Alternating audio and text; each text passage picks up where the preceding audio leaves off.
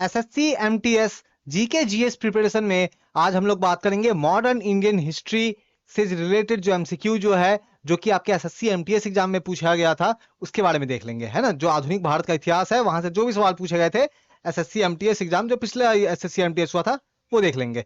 पहला क्वेश्चन देखो, Vasco da Gama a Portuguese explorer came to India in. तो आपको बताना है कि वास्को डिगामा जो कि एक पोर्तुगीज एक एक्सप्लोरर था, वो इंडिया में कब आया। बहुत ही आसान सा क्वेश्चन है, 1498।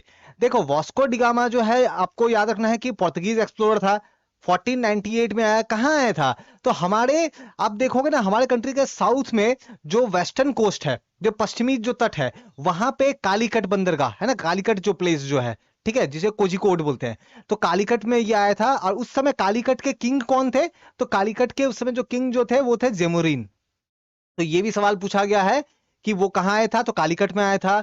और वहां के किंग कौन थे? तो जेमुरीन। ये अपने साथ टोटल 4 शिप में आया था, टोटल 4 पानी वाले जहाजों में आया था, जिसमें से एक जहाज का ये जो है, एक जहाज में ये था, बाकी 3 जहाज जो थे उसमें और दूसरे दूसरे लोग थे। टोटल 170 लोग आए थे, ठीक है।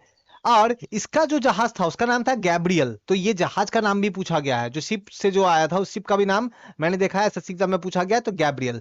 ये सब आपको फैक्ट याद रखना है, ठीक है। और जब रिटर्न हुआ ना, तो अपने साथ जो भी सामान लेके गया था, ऑफकोर्स ये जब आया तो होगा, पोर्तुगीज से इंडिया आया होगा, तो काफी पैसे खर्च किए होंगे इसने। मान लो इसने पैसे खर्च किए 100 रुपए एग्जाम्पल के लिए। जब रिटर्न गया तो अपने साथ काफी कुछ सामान ले गया। अब वो सामान का वैल्यू कितना था पता है? जितना खर्चा है ना उससे 60 टाइम्स, मतलब बहुत प्रॉफिट हुआ इसे, ठीक है। नेक्स्ट देख लेते हैं। The first English factory was set up on the bank of the river Hooghly in. तो आपको बताना है इंग्लिश फैक्ट्री जो कि हुगली नदी के किनारे फर्स्ट स्टैब्लिश हुई, तो वो कब हुई? तो 1651। देखो, अगर आपसे बोला जाए, ये जो क्वेश्चन जो है ना, यहाँ पे ये बोला जा रहा है कि हुगली नदी के किनारे जो पहला फैक्ट्री बना था वो 1651 में बना था, लेकिन इसका मतलब ये नहीं कि ये इंग्लिश की पहली फैक्ट्री थी। इसके अलावा इंग्लिश के अलग अलग जगह पे फैक्ट्री ऑलरेडी बन चुके थे। सूरत में आप देखोगे, मसूलीपट्टनम जैसे आंध्र प्रदेश में है, मसूलीपट्टनम में तो लाइक 1611 सबसे पहला, साउथ में आप देखोगे 1611, 1611 में कहा, आंध्र प्रदेश का मसूलीपट्टनम जो प्लेस जो है, वहां पे ऑलरेडी इनके फैक्ट्रीज जो है वो साथ में सबसे पहला वो बन चुका था, ठीक है। तो ऐसा ये नहीं कि ये इंडिया में पहला था, हुगली नदी के किनारे पहला था, ठीक है। Next MCQ, when Alivardi Khan died in 1656 dash become the nawab of Bengal. देखो अलीवर्दी खां कौन था? तो सबसे पहले देखोगे ना, तो ये कौन था? तो स्टार्टिंग में ये डिप्यूटी गवर्नर था, कहाँ का? बिहार का। बाद में आगे जाकर के ये बंगाल का नवाब बनेगा, ठीक है, बंगाल का नवाब बनेगा। जिस समय बंगाल की बात हो रही है ना, वो बंगाल काफी बड़ा था। आज का बिहार ले लो, उड़ीसा ले लो, बांग्लादेश ले लो, अब बंगाल ले लो, मिला करके बंगाल था, काफी बड़ा प्रोविंस था। बंगाल बहुत इंपॉर्टेंट था अंग्रेजों के टाइम में भी, मुगल के टाइम में भी, क्योंकि सबसे ज्यादा अगर आप बात करोगे ना कि मुगल का सबसे ज्यादा बिजनेस कहाँ से होता था मुगल टाइम में, या फिर अगर आप देखोगे बाद में अंग्रेजों के सबसे बिजनेस कहाँ से होता था, तो आपको वो बंगाल का नाम आएगा, है ना। जैसे बंगाल से देखोगे, बंगाल से जो भी एक्सपोर्ट होता था ना इंडिया से, उसका 60% सिर्फ बंगाल से एक्सपोर्ट होता था, मतलब बहुत इंपॉर्टेंट है। तो अलीवर्दी खां के मरने के बाद में कौन बनेगा? सिराजुद्दौला जो है ये बन जाएगा बंगाल का नवाब, ठीक है। Next, who led the battle of Plassey on behalf of British East India Company। तो ब्रिटिश बैटल ऑफ प्लासी में ब्रिटिश ईस्ट इंडिया कंपनी की तरफ से कौन लड़ रहा था? तो इसका आंसर है रॉबर्ट क्लाइव। सबसे पहले बैटल ऑफ प्लासी क्या है थोड़ा इसको समझ लेते हैं। इससे रिलेटेड आप एसएससी का कोई भी एग्जाम देख लो, एसएससी एमटीएस देख लो, एसएससी सीएचएसएल देख लो, या फिर एसएससी सीजीएल देख लो, आपको बैटल ऑफ प्लासी से, प्लासी का जो युद्ध जो था वहां से सवाल आपको नजर आएंगे ही। तो थोड़ा बैटल ऑफ प्लासी क्या है समझते हैं हम लोग। हुआ क्या कि देखो, अलीवर्दी खां सबसे पहले नवाब था। अलीवर्दी खां जब मर गया तो उस समय कौन बनेगा? तो उस समय सिराजुद्दौला, कौन? सिराजुद्दौला जो है ये बन जाएगा बंगाल का नवाब। सिराजुद्दौला जब बंगाल का नवाब होगा ना, उस समय जो ब्रिटिशर्स जो थे, जो अंग्रेज जो थे, वो बंगाल में काम कर रहे थे, ठीक है, वो बंगाल में काम कर रहे थे, बंगाल में बिजनेस चल रहा था। लेकिन बिजनेस को लेकर के उनको कुछ छूट जो दिया गया था ना ब्रिटिशर्स को, कौन किसने दिया था? फर्रुखसियर के फरमान के थ्रू 1717 में, है ना, 1717 में फर्रुखसियर के फरमान के थ्रू जो है काफी उनको जो है छूट जो दी गई थी। तो उसका ना गलत फायदा उठा रहे थे ये बिजनेसमैन, कौन? ब्रिटिशर्स। ये जो बात है ना, ये सिराजुद्दौला को पसंद नहीं आ रहा था। क्यों? क्योंकि सिराजुद्दौला बंगाल का नवाब था, और इससे क्या हो रहा था कि टैक्स के मैटर में ना, टैक्स उठाने में, जो कर वसूली में बंगाल के नवाब को दिक्कत आ रही थी ब्रिटिशर्स से, ठीक है, तो ब्रिटिशर्स एक तरह से आप बोल सकते हो कि टैक्स की चोरी कर रहे थे, आप बोल सकते हो। तो इन चीजों को लेकर के सिराजुद्दौला और ब्रिटिशर्स के बीच में रिलेशन जो है, जो रिश्ते जो है वो खराब हो गए, जिसके कारण आप देखोगे कि बैटल ऑफ पलासी होगी। ठीक है, बैटल ऑफ पलासी होगी। रिश्ते खराब होने के कारण में एक और फैक्ट भी है कि ये ब्रिटिशर्स क्या करने लगे ना, फोर्ट विलियम का जो किला जो है ना, उसकी आपका किलेबंदी करने लगे, है ना, फोर्टिफिकेशन करने लगे। और ये करने के लिए उन्होंने फोर्टिफिकेशन करना स्टार्ट कर दिया फोर्ट विलियम का। किसने? अंग्रेजों ने। और इसके लिए उसने सिराजुद्दौला जो नवाब जो था उनसे कोई बातचीत नहीं किया। ठीक है, तो सिराजुद्दौला ने देखा कि ये तो मेरी गुस्ताखी है ना, मेरे अगेंस्ट में ये लोग इस तरह के काम कर रहे हैं। तो इन्होंने क्या किया, अटैक किया फोर्ट विलियम पे। और जो भी अंग्रेजों थे उनको पकड़ के उनको जो है उनको भगा दिया, कुछ लोगों को जेल में डाल दिया। जहां पे कहा जाता है कि नेक्स्ट डे जब गेट खोला गया तो काफी लोगों का दम घुटने से मृत्यु हो गई अंग्रेजों की। और फाइनली इस कारण देखेंगे कि जो है ये पलासी का जो युद्ध जो होगा जिसमें सिराजुद्दौला हार जाएगा। तो एक तरफ सिराजुद्दौला और दूसरी तरफ रॉबर्ट क्लाइव, ठीक है, जो कि अंग्रेजों का नेतृत्व कर रहे थे, लीड कर रहे थे ब्रिटिशर्स को। Next, what was the main reason for the defeat of Sirajuddaulah at the battle of Plassey? तो ये बैटल ऑफ पलासी सिराजुद्दौला हारा क्यों? ठीक है, क्या सिराजुद्दौला के पास सैनिक कम थे? बिल्कुल नहीं। आपको पता है सिराजुद्दौला के पास सैनिक लगभग 50,000 के आसपास सैनिक थे। अप्रॉक्स 50,000 के आसपास सैनिक जो थे वो सिराजुद्दौला के थे। ठीक है, और इसके अगेंस्ट में ब्रिटिशर्स के पास सैनिक कितना था पता है? जस्ट 3,000। एक तरफ 3,000 सैनिक, है ना, एक तरफ 3,000 सैनिक, 300 सोल्जर्स ब्रिटिशर्स के, दूसरी तरफ 50,000 से भी ज्यादा सोल्जर्स सिराजुद्दौला के। लेकिन फिर भी ये हार गए। क्यों? क्योंकि सिराजुद्दौला को धोखा दिया गया, है ना, इसको धोखा दिया। किसने दिया? तो इसका जो खुद का गवर्नर है मीर जाफर, है ना, मीर जाफर। ठीक है, मीर जाफर जो है इसने सिराजुद्दौला को धोखा दिया। कैसे धोखा दिया? तो एक्चुअली हुआ क्या कि अंग्रेजों ने ना एक चाल चला। क्या चाल चला? कि इसने मीर जाफर को कहा कि तुम जो है आप धोखा कर दो सिराजुद्दौला के साथ, उसका साथ मत दो लड़ाई में, बदले में जब हम लोग जब जीतेंगे ना तो तुमको नवाब बना देंगे। अब मीर जाफर इस बात में आ गया और मीर जाफर ने, हम लोग देखेंगे कि धोखा दे दिया। और सिराजुद्दौला का जो आर्मी जो था ना 50,000 का, उसमें से काफी सारे लोगों ने तो पार्टिसिपेट नहीं किया क्योंकि वो मीर जाफर ने उनको वॉर में लेके ही नहीं गए। ठीक है, इसके अलावा कुछ और लोगों को भी आप कारण माना जाता है। किनको? नाम याद रखो। एक तो जयचंद, ये बैंकर था, बंगाल का उस समय का बैंकर था ये। ठीक है, जयचंद। उसके अलावा राय दुर्लभ, ठीक है, राय दुर्लभ जो है इसको भी कारण माना जाता है। तो बेसिकली विश्वासघात हुआ इसके साथ में। और जो मीर जाफर जो है इसकी आर्मी ने कभी फाइट ही नहीं किया। मीर जाफर के कंट्रोल में जितने भी सोल्जर्स थे ना उन लोगों को लेकर के मीर जाफर साइड हट गया। ठीक है, एक चीज मैं बता दूं, जब सिराजुद्दौला जब लड़ रहा था तो इसके साथ कुछ फ्रांस की फोर्सेस, जो फ्रेंच फोर्सेस जो है, फ्रांसीसी सैनिक जो है वो भी लड़ रहे थे। ठीक है, लेकिन फिर भी ये हार गए। अब चलो बैटल ऑफ प्लासी तो हार गए। अब इसके बाद क्या? हारने के बाद ये हुआ कि आप देखोगे हारने के बाद क्या हुआ। तो हारने के बाद ये हुआ कि जो 24 परगना, पहला तो मीर जाफर को नवाब बना दिया गया, है ना। मीर जाफर से क्या प्रॉमिस किया गया था कि आप साथ मत देना, हम नवाब बना देंगे। तो मीर जाफर को क्या किया गया? नवाब बना दिया बंगाल का। अब क्योंकि मीर जाफर अंग्रेजों का एक तरह से बोला जा सकता है कि दोस्त था, है ना, क्योंकि उनके साथ में डील हुई थी। तो 24 परगना जो है, 24 परगना जो भी बंगाल का जो है पार्ट है, तो 24 परगना जो है यहाँ का दीवानी का अधिकार ब्रिटिशर्स को दे दिया गया। अब ब्रिटिशर्स ने जितना पॉसिबल था उतना चाहा लूटने का बंगाल को, ठीक है, मीर जाफर के थ्रू। ठीक है, लेकिन बाद में मीर जाफर को ये चीजें थोड़ी पसंद नहीं आएगी, तो मीर जाफर को हटा करके मीर जाफर का जो सन इन लॉ, मीर जाफर का जो दामाद जो है, कौन? मीर कासिम। तो मीर कासिम को बना दिया जाएगा नवाब। मीर जाफर को हटा देंगे। ठीक है, क्यों हटा देंगे? क्योंकि मीर जाफर के साथ अंग्रेजों के रिलेशन धीरे धीरे खराब होने लगेंगे। क्यों खराब होने लगेंगे? क्योंकि अंग्रेज लगातार कुछ ना कुछ डिमांड किए जा रहे थे मीर जाफर से। अब मीर जाफर का एक लिमिट था, तो फिर उसको हटा करके मीर कासिम को बना दिया जाएगा। ठीक है, नेक्स्ट देखो, which are the following pair of the name of the battle and year is correctly matched? तो अच्छा, मैं माइक थोड़ा सा ठीक कर लूं, ये थोड़ा प्रॉब्लम कर रहा है मुझे। Okay, so which of the following pair of name of the battle and yearly is correctly matched? तो बताना है बैटल और ईयर जो मैच यहाँ दिखाया गया ना, ये कौन सा सही है। तो प्लासी 1757 है ना, ये बिल्कुल सही है। बैटल ऑफ बक्सर 1764, ये भी सही है। बैटल ऑफ बक्सर ना बैटल ऑफ प्लासी से ही जुड़ा हुआ है। मैं आपको आगे की कहानी सुनाता हूँ। तो मीर जाफर को हटा करके मीर कासिम को बना दिया गया, है ना। मीर कासिम को बंगाल का क्या बना दिया गया? नवाब बना दिया गया। लेकिन मीर कासिम के साथ भी यही चीज है, ब्रिटिशर्स जितना हो सके मीर कासिम के थ्रू जो है बंगाल को लूटने का ट्राई करने लगी। मीर कासिम ने इसका एक उपाय लगाया कि देखो बंगाल का उस समय, बंगाल जो उस समय क्षेत्र जो था उसका कैपिटल क्या था, मुर्शिदाबाद। कैपिटल क्या था, राजधानी थी मुर्शिदाबाद।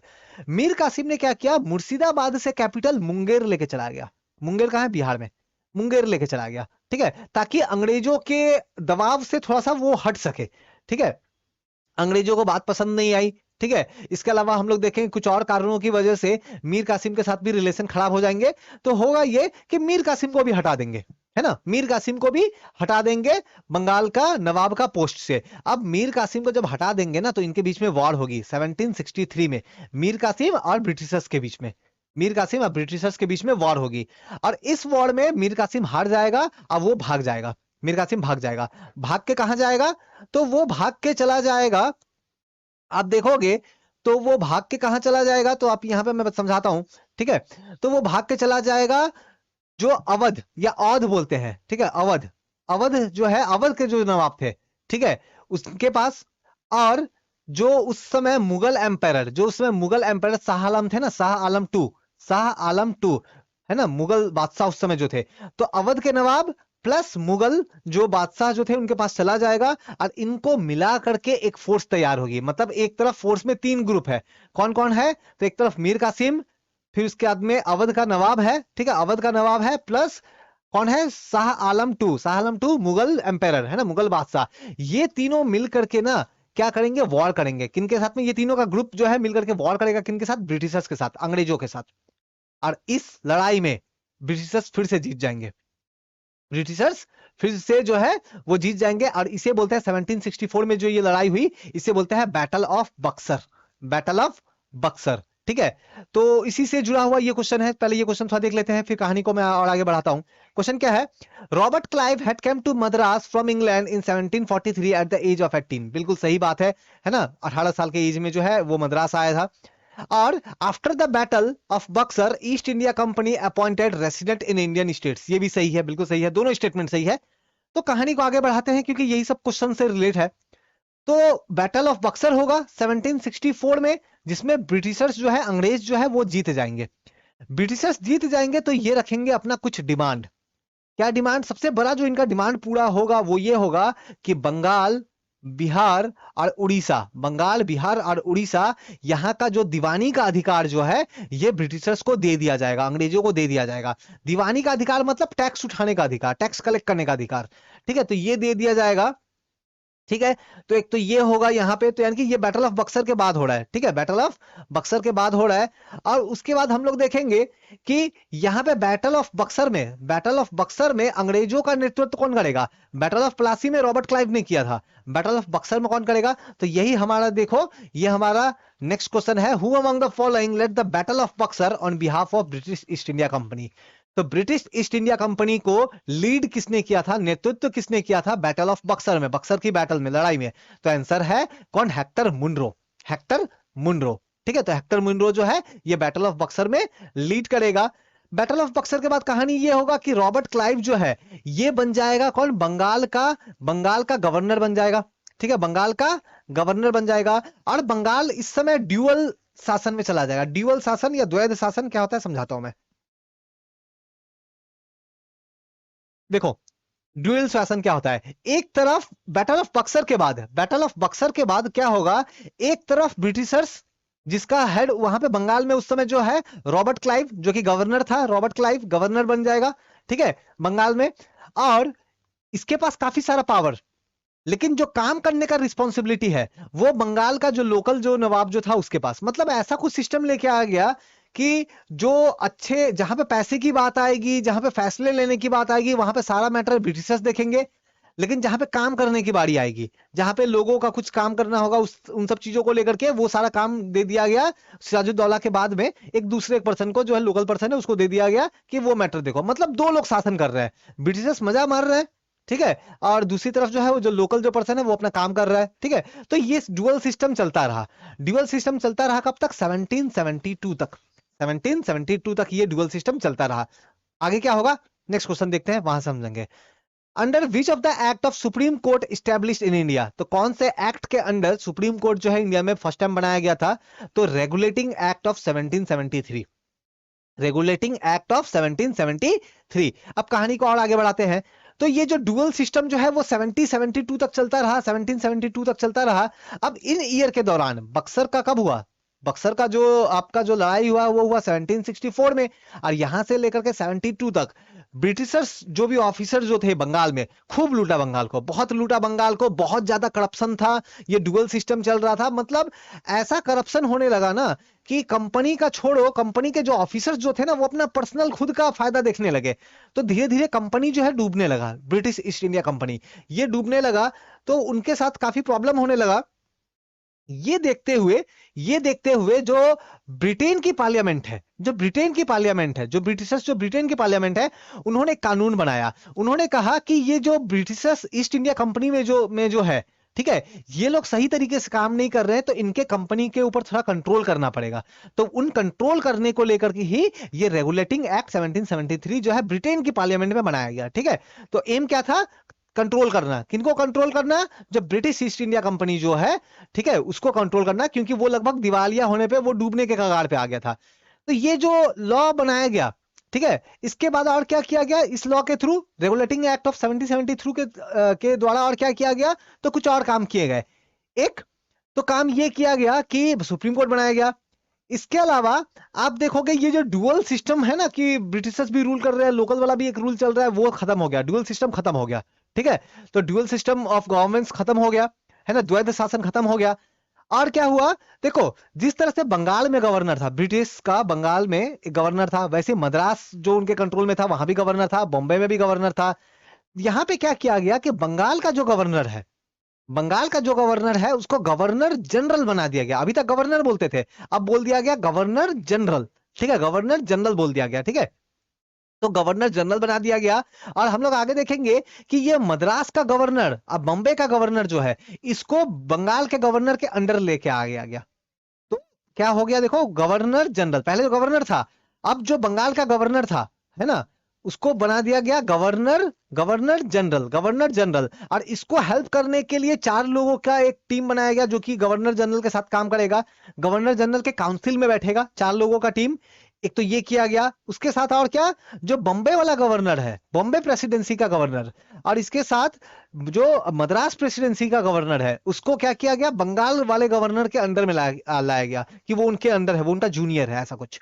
ठीक है, तो कौन बना पहला गवर्नर जनरल? 1773 के एक्ट पास होने के बाद में कौन बना सबसे पहला गवर्नर जनरल? तो वॉरेन हेस्टिंग्स। कौन बना? नाम याद रखना है, वॉरेन हेस्टिंग्स, ये बना पहला गवर्नर जनरल। तो 1773 तक में ये कहानी हुआ। ठीक है, आगे और कहानी बढ़ाते हैं। ठीक है, ओके, एक मिनट, हाँ, just a minute. Okay, thank you wait करने के लिए। ठीक है, क्योंकि ये थोड़ी परेशानी कर रही थी। ओके, तो आगे बढ़ते हैं, आगे बढ़ते हैं, फाइन। सो नेक्स्ट देखते हैं, विच British governor ended the dual system of government. तो मैंने अभी आपको बताया ये रेगुलेटिंग एक्ट के थ्रू जो है ये क्या किया गया, जो कि रॉबर्ट क्लाइव जो कि डुअल गवर्नमेंट को एंजॉय कर रहा था बंगाल में, ये सिस्टम खत्म कर दिया गया और वॉरेन हेस्टिंग बन गया गवर्नर जनरल। तो किसने खत्म किया? वॉरेन हेस्टिंग ने खत्म किया, है ना। कौन सा है? आप देखोगे रेगुलेटिंग एक्ट के थ्रू ये बाद में जाके खत्म होगा, है ना, खत्म हो गया। Next, who was governor general of India when the permanent settlement was introduced? तो देखो 1773 में रेगुलेटिंग एक्ट आया, इसके 20 साल बाद 1793 में एक सिस्टम लाया गया जिसको बोलते हैं परमानेंट सेटलमेंट। अब है क्या? पहले तो लाया किसने? कौन था गवर्नर जनरल जो ये लेके आया? तो नाम जान लो, ये कौन था? ये कॉर्नवालिस था, है ना, चार्ल्स कॉर्नवालिस था। अब ये परमानेंट सेटलमेंट का सिस्टम क्या है, समझते हैं इसको। ठीक है, देखो पहले का टाइम में क्या होता था ना, जो जब ब्रिटिशर्स नहीं थे, है ना, काफी पुराने टाइम में क्या होता था कि जब मुगल वगैरह सब शासन करते थे, तो मुगल क्या करते थे ना कि कोई बड़े बड़े गांव में ना जमींदार होते थे, बड़े बड़े जमींदार। अब वो जमींदार क्या करते थे, जो लोकल किसान वगैरह जो भी है उन लोग से टैक्स उठाते थे, और टैक्स उठा करके देते थे किनको? मुगल वालों को। तो ये इनका एक जॉब था। तो एक एक गांव एक जमींदार का है, एक सामंत का है, लैंडलॉर्ड का है, तो वो टैक्स उठाएगा लोकल लोगों से और फिर जो भी किंग है उनको देगा। ठीक है, ये सिस्टम चलता था।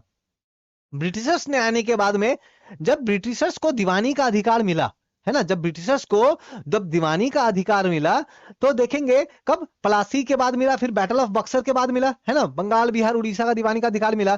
तो दीवानी में क्या करना होता है, टैक्स कलेक्ट करना है, लोकल लोगों से टैक्स उठाना है और फिर वो गवर्नमेंट को देना है। लेकिन ब्रिटिशर्स को जब ये मिला ना, तो स्टार्टिंग में तो बड़े खुश थे, है ना, लेकिन बाद में इनको समझ में आया कि ये टैक्स उठाना उतना भी आसान नहीं है, क्योंकि कितने सारे लोकल कॉर्नर में पता नहीं कहां कहां जंगल में किधर किधर गांव में है ना, बहुत सारा लोकल कस्टम्स है, लॉ है, उन सब चीजों को समझना। तो ब्रिटिशर्स को काफी परेशानी होने लगी टैक्स उठाने में। तो इसका सॉल्यूशन उन लोगों ने निकाला परमानेंट सेटलमेंट के थ्रू, परमानेंट सेटलमेंट के थ्रू 1793 में। सिस्टम में क्या था, जो पहले का सिस्टम था ना, क्या पहले का सिस्टम था कि सामंत जो लोग हैं, जो जमींदार लोग हैं, वो लोग टैक्स उठा के गवर्नमेंट को, मुगल लोग को देते थे। ये लोग भी यही लेके आ गए। ब्रिटिशर्स लोगों ने क्या किया कि लैंड जो है वो जमींदार लोग को देने लगे, और जमींदार को कहा कि आपको ये जमीन से मान लो 200 रुपए टैक्स देने हैं मुझे एक महीने में। फॉर एग्जाम्पल के लिए मैं बता रहा हूं, एक जमींदार को एक जमीन का टुकड़ा दे दिया, बोला कि देखो ये जो जमीन है, इस जमीन के अंदर में मान लो 5 गांव है, 5 विलेजेस है, तो सभी 5 विलेजेस से वहां का जो किसान है उन लोगों से टैक्स उठाओ और आपको महीने में मुझे 200 रुपए देने हैं, ठीक है, महीने में 200 रुपए देने। तो इस तरह का फिक्स होने लगा, ठीक है, तो इसी को बोलते हैं परमानेंट सेटलमेंट। लेकिन आगे जाके इसमें भी काफी प्रॉब्लम्स आ गया। जब मैं प्रॉपर लेक्चर्स लेके आऊंगा ना, ये तो एसएससी एमटीएस का भी हम लोग पीवाईक्यू देख रहे हैं, जीके जीएस पीवाईक्यू देख रहे हैं, लेकिन जब मैं प्रॉपर लेक्चर्स लेके आऊंगा इंडियन हिस्ट्री का, ज्योग्राफी का, इन सब चीजों का, तब इन सब चीजों को बहुत डिटेल में मैं बताऊंगा आपको, ठीक है। नेक्स्ट एमसीक्यू देखते हैं। In 18th century the British fought dash war with the Mysore rulers. Mysore के जो रूलर्स जो थे उनके साथ कितनी लड़ाई हुई, तो याद रखना 4 लड़ाई हुई मैसूर के साथ में। इसको बोलते हैं एंग्लो मैसूर वॉर, है ना, एंग्लो मैसूर युद्ध, वॉर जो है, बैटल जो है, तो कौन, एंग्लो, एंग्लो मैसूर, मैसूर क्या वॉर, ठीक है। आपको डेट याद रखना है। पहला वाला जो हुआ वो हुआ 67 से लेकर के 1667, ठीक है, सॉरी 67 से लेकर के जो है आपको याद रखना 69 तक हुआ, ठीक है। फिर उसके बाद में हम लोग देखेंगे कि ये वाला जो है ये हो जाएगा, ये 1760 70s का बात हो रहा है, ठीक है, 1767। उसके बाद में नेक्स्ट वाला जो होगा, नेक्स्ट वाला जो होगा वो होगा आपका 80 to 84 तक होगा, ठीक है। अच्छा मैं इरेज करके मैं दोबारा मैं थोड़ा सा लिखूं, ठीक है। हाँ, पहला हुआ 1767 से 1769 तक, ये पहला Anglo Mysore war first. Second वाला कब होगा, तो 1780 से 1784 तक, 84 तक ये सेकंड वाला एंग्लो मैसूर वॉर होगा। फिर नेक्स्ट होगा आपका 1790 से लेकर के 1792 तक होगा, ये थर्ड वाला होगा। और फोर्थ वाला होगा 1799 में। तो टोटल 4 मैसूर वॉर हुए हैं, याद रखना है, ठीक है। ये डेट पूछा जाता है एग्जाम में, दैट्स व्हाई मैं इसलिए मैं लिख रहा हूं यहाँ पे। तो एसएससी एमटीएस प्रिपेयर कर रहे हो, अगर आप एसएससी एमटीएस 2023, एसएससी एमटीएस 2024 के लिए प्रिपेयर कर रहे हो, तो ये सभी आपको याद करके जाना है। तो पहला वाला एंग्लो मैसूर जब वॉर हुआ तो उस समय कौन था, किंग कौन था, तो याद रखना है उस समय हैदर अली। कौन था, हैदर अली, हैदर अली था।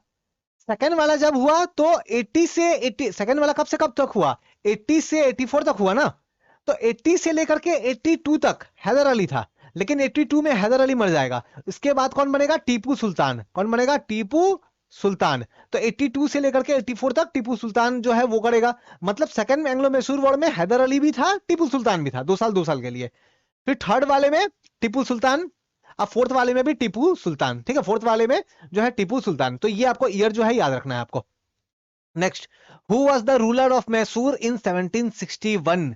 अभी मैंने बताया कि टीपू सुल्तान कब आया, जब 1780 से लेकर के 1784 ये सेकेंड एंग्लो मैसूर वॉर चल रहा था। तो 82 वाले ईयर में हैदर अली जो है वो डेथ हो जाएगा और 82 में टीपू सुल्तान आएगा। मतलब 82 से पहले कौन था, ऑफ कोर्स टीपू सुल्तान तो नहीं था, है ना, कौन था, हैदर अली, क्योंकि 1761 है, ये तो पहले की बात है। Next, Tipu Sultan became ruler of Mysore. तो टीपू सुल्तान कब बना रूलर मैसूर का, अभी जस्ट मैंने आपको बताया कब, 1782 में टीपू सुल्तान जो है वो रूलर बनेगा मैसूर का। Next, Tipu Sultan is also known as the tiger of Mysore. Yes, बिल्कुल सही बात है, ठीक है। Tipu Sultan ruled over the Mysore from 1782 से लेकर के 1799, फाइनली 1799 में तो वो हार जाएगा, फोर्थ वाले में डेथ हो जाएगी। ठीक है, तो यस ये दोनों ही सही है। देखो ये क्वेश्चन डबल स्टेटमेंट वाला है। एसएससी एग्जाम में इस तरीके के क्वेश्चंस भी पूछे जा रहे हैं, तो अगर आप प्रिपेयर कर रहे हो ना पुराने वाले मेथड से, काम नहीं चलेगा आपको। इस तरह के क्वेश्चन जो आप देख रहे हो ये भी प्रिपेयर करना है। कोई भी डाउट क्वारी हो तो डिस्क्रिप्शन में आपको लिंक मिल जाएगा, फेसबुक, टेलीग्राम, इंस्टाग्राम का, वहां जुड़ के भी आप मुझसे बात कर सकते हो। ठीक है, नेक्स्ट। या फिर अगर आपको कोई टिप्स चाहिए कैसे प्रिपेयर करना चाहिए जीके या फिर इवन मैथ्स वगैरह, तो आप मुझसे बात कर सकते हो, कोई डाउट क्वारी हो तो। अगर in which year Tipu Sultan die defending the capital Srirangapatna, तो याद रखना, एक तो कैपिटल का नाम याद रखो, श्रीरंगपट्टनम टीपू सुल्तान का कैपिटल। और फोर्थ वाले में डेथ हुआ ना 1799। Richard Wellesley was governor general of India from, तो ये जो वेलेस्ली जो था, ठीक है, ये इंडिया का गवर्नर जनरल कब था, कौन से टाइम पीरियड में, तो याद रखना है 1798 से आपकी 1805 तक, 1805 तक था वो। ठीक है, next. The treaty of Lahore was signed in 1846 between British empire and, तो जो ट्रीटी ऑफ लाहौर, जब देखो एक तो एंग्लो मैसूर वॉर आपने पढ़ा, टोटल 4 हुआ एंग्लो मैसूर वॉर, इसी तरीके से एंग्लो मराठा वॉर भी होगा, मराठा के साथ वॉर होगा। फिर आप देखोगे कर्नाटिक वॉर भी होगा, कर्नाटिक वॉर कभी बहुत पहले होगा, जब बैटल ऑफ प्लासी वगैरह चल रहा था उससे पहले हुआ। ठीक है, ये वाला कौन होगा, Anglo Sikh war, Anglo Sikh war. तो ट्रीटी ऑफ लाहौर जो है ना, वो एंग्लो सिख वॉर के दौरान साइन किया गया था। ठीक है, तो इसमें जो है किनके बीच में, ब्रिटिशर्स और महाराजा दिलीप सिंह, महाराजा दिलीप सिंह याद रखना है आपको। ठीक है, next. Who among the following used the devised the policy of doctrine of lapse, तो ये जो डॉक्ट्राइन ऑफ लैप्स जो है, जो हड़प की नीति जो है, जो व्यापक का सिद्धांत जो है, ये लाया किसने। ठीक है, तो देखो इसका आंसर थोड़ा मैं आपको एक्सप्लेन करता हूं। डॉक्ट्राइन का कहा जाता है, देखो बोलते हैं डलहौजी, तो एक याद रखना है आपको, डी से डॉक्ट्राइन ऑफ लैप्स, डी से डलहौजी, ऐसे आप याद रखो। लेकिन डलहौजी से पहले भी, डलहौजी से पहले भी ये वाली पॉलिसी जो थी ये ऑलरेडी थी, ऐसा नहीं कि नहीं था। डलहौजी से पहले भी ये डॉक्ट्राइन ऑफ लैप्स था, लेकिन डलहौजी ने, लॉर्ड डलहौजी ने इसको बहुत ज्यादा यूज किया, पॉपुलर बनाया, दैट्स व्हाई हम लोग डलहौजी बोलते हैं। ठीक है, लेकिन ऐसा नहीं कि डलहौजी के टाइम से ही था, उससे पहले से भी ये वाला चीज जो है ऑलरेडी प्रेजेंट था। डलहौजी ने क्या किया, डॉक्ट्राइन ऑफ लैप्स के थ्रू। अब ये डॉक्ट्राइन ऑफ लैप्स, ये हड़प नीति क्या है समझाता हूं आपको मैं। देखो होता क्या है, मान लो कोई एक किंग है, किंग मर गया, उसके बाद में कौन बनेगा किंग, इसका मान लो बेटा बनेगा, राजा बनेगा। तो पहले किंग है, किंग मर गया तो उसका सन, जो बेटा जो है वो राजा बनेगा। अब मान लो अगर इस किंग का कोई बेटा नहीं है, किंग का कोई बेटा नहीं है, तो कौन बनेगा। तो हो सकता है कि ये किंग की जो क्वीन जो हो ना, वो किसी को अडॉप्ट कर ले, किसी को गोद ले ले, किसी को गोद ले ले, बोले कि अच्छा ठीक है मैं इसको गोद लेती हूं, अब ये मेरा बेटा है, अब ये बनेगा किंग। तो ये अलाउड था, होता था ये ऐसा। तो ये वाला जो है सन बनेगा, लेकिन कैसा वाला सन है ये, कैसा बेटा है ये, गोद लिया हुआ है ना, जो अडॉप्ट किया हुआ सन है, तो वो भी अलाउड था। लेकिन ब्रिटिशर्स ने क्या कहा कि ये जो सेकंड वाला केस है ना, ये अलाउ नहीं है। उन्होंने क्या कहा कि अगर कोई किंग का किंगडम है, राज्य है, और उसका अगर कोई लीगल हेयर नहीं है, कोई वारिस नहीं है, लीगल कोई बेटा नहीं है जो कि नेक्स्ट किंग बने, तो उसका वो राज्य का फिर क्या होगा, अडॉप्ट करके किंग बनाओगे, नहीं चलेगा ऐसे। तो वो राज्य हो जाएगा ब्रिटिशर्स का, वो जो स्टेट है वो ब्रिटिश का पार्ट बन जाएगा। तो यही है डॉक्ट्राइन ऑफ लैप्स, हड़प की नीति। और इस तरीके को यूज करके बहुत सारे लैंड के ऊपर में कब्जा किया ब्रिटिशर्स ने, चाहे आप झांसी की बात करो, ठीक है, चाहे संबलपुर की बात करो, ठीक है, चाहे आप जैतपुर की बात करो, जैतपुर की बात करो, ठीक है। तो काफी सारे लैंड, काफी नागपुर, सतारा, इन सब की बात करो, तो काफी सारे अलग अलग रियासतों को जो है ब्रिटिशर्स ने इस तरीके से जो है कब्जे में लिया था। ठीक है, next. Mangal Pande was hanged to the death for attacking British officers in Barrackpore on, तो मंगल पांडे है ना, मंगल पांडे बहुत ही फेमस नाम जो है, तो इसे जो है फांसी की सजा सुनाई गई थी, ठीक है, फॉर अटैकिंग ब्रिटिश ऑफिसर। ठीक है, तो मंगल पांडे ने क्या किया, ब्रिटिश ऑफिसर के ऊपर में अटैक कर दिया, फांसी की सजा सुनाई। फांसी हुआ कब, तो आपको डेट याद रखना है, 29 मार्च 1857। अब हुआ क्या था, क्यों गोली चलाया, क्यों अटैक किया, समझाता हूं मैं आपको। मंगल पांडे ब्रिटिश आर्मी में था, है ना, ब्रिटिश आर्मी में था। आपको ये बड़ा आपको अजीब लगेगा, 1857 से पहले ब्रिटिशर्स की जो आर्मी जो इंडिया में थी ना, उसमें से अप्रोक्स 87% जो सोल्जर थे वो इंडियन थे। मतलब मान लो अगर ब्रिटिशर्स की 100 आर्मी में 100 लोग थे ना, तो उसमें से 87 लोग इंडियन थे, बाकी के बस 13 लोग ही जो है ब्रिटिशर्स थे। तो मंगल पांडे ब्रिटिश आर्मी में था, ब्रिटिशर्स ने क्या किया, एक राइफल वगैरह लेकर के आए, अब जिसमें गोली डालना पड़ेगा, कार्टेज डालना पड़ेगा, तो कार्टेज को लेकर के कुछ जो है बातें फैल गई कि ये कार्टेज में जो है वो गाय या फिर सुअर, जो पिग जो होता है, ये काऊ जो होता है, उनकी चर्बी वगैरह इस्तेमाल की गई है। अब इन सब चीजों को लेकर के ना जो सोल्जर थे, जो हिंदू सोल्जर थे, जो मुस्लिम सोल्जर्स थे, इनकी धार्मिक भावनाएं जो है ना वो आहत हुई, जो रिलीजियस फीलिंग सेंटिमेंट्स जो है वो हर्ट हुआ। तो बहुत सारे लोगों ने वो कार्टिलेज को यूज करने से मना कर दिया कि नहीं करते हम यूज। तो मंगल पांडे भी उसमें से एक था, मना कर दिया। अब उस चीज को लेकर के इनके ऊपर में प्रेशर डाला गया, तो ये है ना बमक गए, गुस्से हो गया, चला दिया गोली, शूट कर दिया, ब्रिटिश ऑफिसर को मार दिया। ठीक है, तो ये ऐसा हुआ। तो और यहां से हम लोग देखेंगे कि 1857 की क्रांति जो है वो शुरुआत होगी, द रिवोल्ट ऑफ 1857। ये एक कारण था, ऐसा नहीं कि सिर्फ यही कारण था 1857 के क्रांति का। 1857 का क्रांति का एक कारण तो डॉक्ट्राइन ऑफ लैप्स, जो अभी जस्ट हमने देखा, हड़प की नीति, वो भी है। ठीक है, और भी बहुत सारे कारण थे। ठीक है, next, after the revolt of 1857 dash was put down by the Britishers which Mughal ruler forced to leave the country. तो 1857 का क्रांति में हुआ क्या, तो देखो काफी सारे इंडिया के अलग अलग पार्ट में जो है ना वो रिवॉल्ट हुआ। अब अलग अलग लोग इसको लीड कर रहे थे। 1857 का 1857 का जब क्रांति हुआ, रिवॉल्ट हुआ, तो अलग अलग लोग जो थे, अलग अलग लीडर जो थे, इसको अलग अलग जगहों पे इस क्रांति को आगे बढ़ा रहे थे। अब ये भी पूछा जाता है एग्जाम में एसएससी एग्जाम में मैंने बहुत बार देखा है, एसएससी एमटीएस एग्जाम के जीके क्वेश्चन में बहुत बार मैंने देखा है, स्टैटिक जीके में, हिस्ट्री वाले पार्ट में, कि ये पूछा जाता है कि बताओ कि लखनऊ में किसने लीड किया, तो नाम याद रखो। लखनऊ में जो लीड किया वो थी बेगम हजरत महल। बेगम हजरत महल याद रखना है। कानपुर में कौन, तो कानपुर में नाना साहेब। ठीक है, झांसी में कौन, झांसी में लक्ष्मीबाई, रानी लक्ष्मीबाई। ठीक है, तो लक्ष्मीबाई झांसी में। ठीक है, इसके अलावा ग्वालियर में कौन, तो लक्ष्मीबाई प्लस तात्या टोपे। लखनऊ में बेगम हजरत महल।